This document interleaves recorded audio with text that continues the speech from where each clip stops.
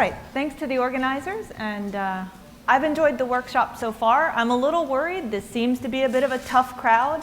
I thought the guy from Cloudera was really funny. Apparently you didn't, but maybe you'll find me slightly funnier. If not, I'll just go back and cry later. It's all right. All right, so I'm here to talk about tree-like structure in complex networks. What I'm going to present are a couple of different ways to think about tree-like structure, some empirical results from some recent work, which is joint with Mike Mahoney here at Stanford, and Aaron Adcock, who's a graduate student here. And then I'm going to tell you why I think this tree-like structure is so important moving forward for doing inference and other tasks on these large networks. I have 20 minutes, so I'm going to move pretty fast, but I'm happy to answer questions. Motivation. If you don't believe large networks are important, you're probably not in this room. So I'm not going to worry about it, right? They're big networks, they're getting bigger, we need to do analysis. But why tree-like structure? Well, it's because there's something we don't understand about large-scale networks. And that something is what happens at the intermediate scale. So we have really good tools for understanding really local structure. I can tell you about the degree distribution. I can tell you about local clustering. I can tell you about very global properties of the network. I can tell you its diameter. I can tell you some of its routing properties. What I can't do is do a good job of giving you clusters of size sort of 5,000 in a 5 million node network. It's those intermediate scale features that we have trouble with. So for the physicists in the room, and I don't know how many physicists there are, I like to use an analogy to the Ising model. But I'm not a physicist, so I get it a little wrong. So the Ising model is a model, in my mind, of ferromagnetism. You have a bunch of particles, and each of them has a magnetic spin. Let's call those spins up and down. And as you change the temperature in your system, these spins, they locally start to correlate with one another. So as the temperature is really hot, your material is non-magnetic. All your spins are random. As you turn that temperature dial down, staying away from the critical temperature, things start to align, right? And we start to see pockets of alignment.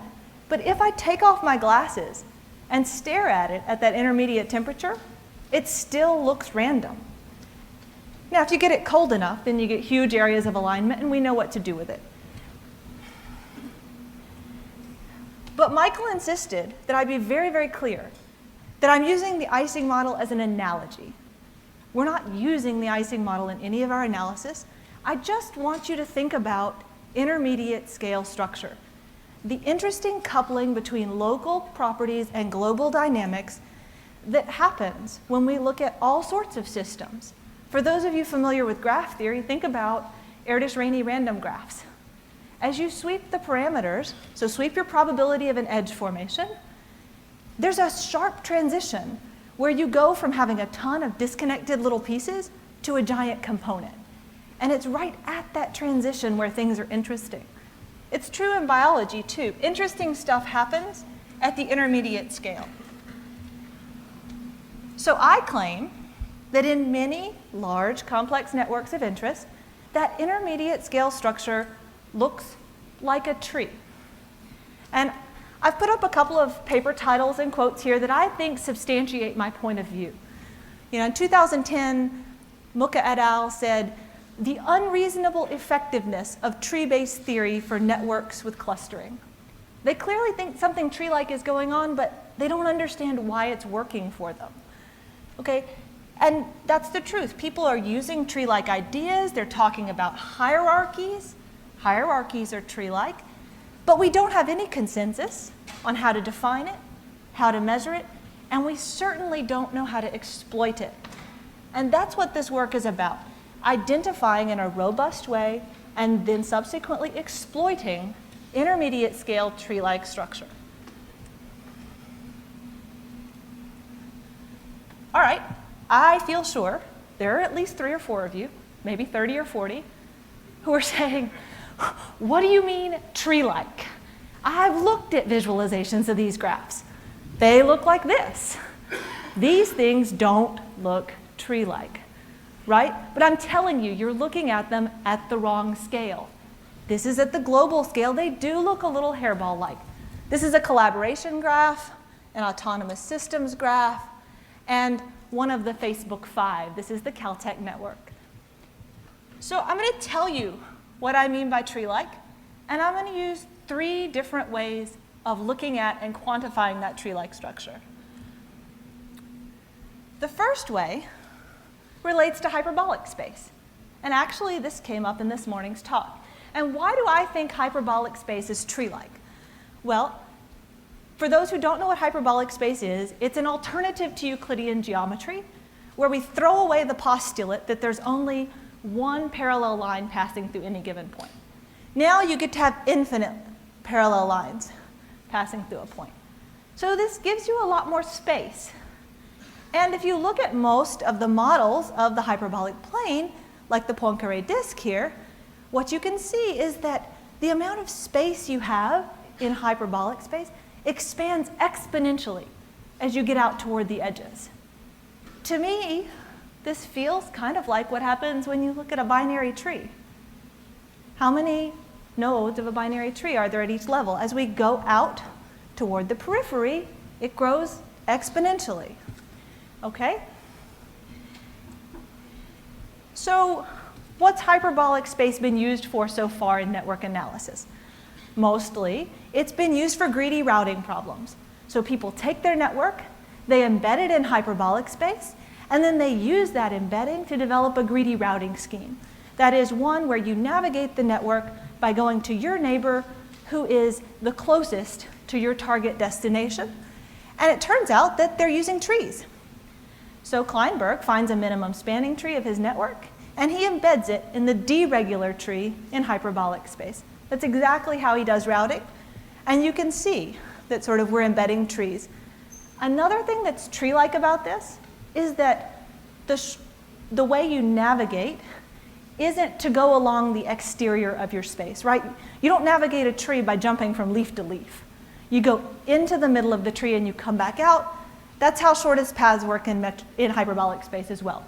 You go into the center of the disk and come back out. So I said this morning's talk stepped on my toes a little bit. In fact, they stole one of my images. I was going to show you here that there are lots of fish in hyperbolic space. But if you were here this morning, you already know that there are lots of fish. So we'll switch which Escher drawing we're using. And the question is, so is hyperbolic space good or bad for finding tree-like structure in networks? And the truth is it's a little of both. So it does some good things with greedy routing, but it doesn't tell us too much about a lot of other things we want to know about these networks. So I'm going to take a slight sidestep here and talk about the model we use to generate the data for our empirical results. And the reason I'm talking about it here is because it's based on hyperbolic geometry. Okay? This is a 3-parameter model introduced by Kryukov et al. From UCSD down at CADA. And they use an underlying hyperbolic geometry, the Poincaré disk, to allow us to vary curvature, degree heterogeneity, and density in synthetic networks. Three knobs I get to turn. One is the power law exponent. So the power law exponent, as we turn it up, he distributes the nodes more toward the exterior of the Poincaré disk. As we turn it down, he puts them more toward the middle. Temperature. How much am I relying on the hyperbolic geometry to form my edges? So we're forming edges with some probability, which is relative to their distance in the hyperbolic plane.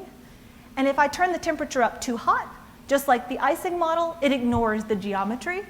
It forms edges at random. You essentially get Erdős-Rényi random graphs. Okay. And the third degree is the average. The third knob is the average degree. It allows me to control the density.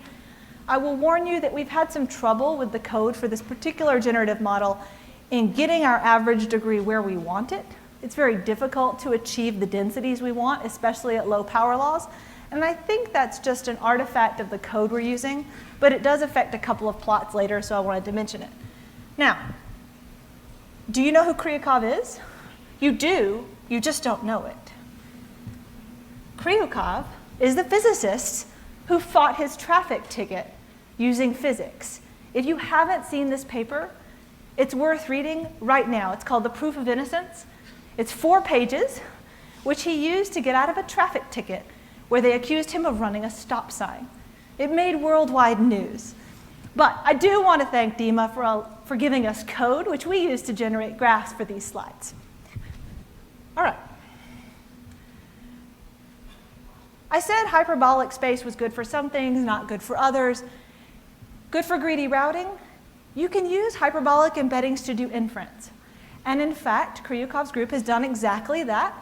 They have mapped the internet into hyperbolic space and then labeled the ISPs according to country to find community structure. The problem with this method is that it relies on maximum likelihood estimation, and it's not scalable. And they had to do a lot of these individual steps by hand. So we want something that we can tease out a little more easily. So we'll go to the notion of delta hyperbolicity. This is due to Gromov from the late 1980s. It was mentioned in this morning's talk, so you've already seen this definition once today. But Gromov's delta hyperbolicity measures how far is the metric in your space, in our case, our network, from being the metric on a tree, okay? And you can calculate delta hyperbolicity by looking at all sets of 4 points in your network and taking the difference between the 2 largest pairwise distance sums. So here's an example where the hyperbolicity is 0, and that's because by mapping the entire network onto a single node, which is by definition a tree, we don't distort any distances. They were all at the same distance to begin with, 1, and they're all at the same distance when we end, 0. You can't do that here. In fact, you cannot map that network onto a tree without distorting some distance. Turns out the best you can do is kind of squish these 2 corners together, map it onto a path. We distort their distance by 2. And there's a factor of 2 in the definition of delta, so delta is 1. Okay? Computation of delta takes n to the 4th. This is a problem with large networks. N to the 4th is really big. It's true, n to the 4th is huge. There are 2 other alternative definitions of delta hyperbolicity that I think are just worth mentioning so you know they're out there. They're both based on triangles, and they're based on geodesic triangles. So now we think of our graph as a geodesic metric space. We replace every edge by a geodesic of length 1. And we measure whether a triangle is delta thin if we can map it to a tripod without squishing any distance by more than delta, or delta slim if each of its sides is contained in the delta neighborhood of the union of the other 2, which means there's no point on that triangle which is more than delta from one of the other 2 sides. You might say, okay, great, triangle definitions. That gives you an O of n cubed algorithm, right? Well, but you have to calculate something for every point on every side of the triangle. So it's n cubed times diameter cubed or something, which still isn't very fast. But we bit the bullet. We implemented several of these algorithms. We used OpenMP. We ran them on a large parallel machine at Oak Ridge. And we have some numerical results, which are sort of interesting. Turns out that those n cubed diameter cubed ones are slower, and they're harder because the data structures involved are more complicated. Delta hyperbolicity does have a problem as far as I see it, though, and that is it's brittle. It's really sensitive to small perturbations in the network.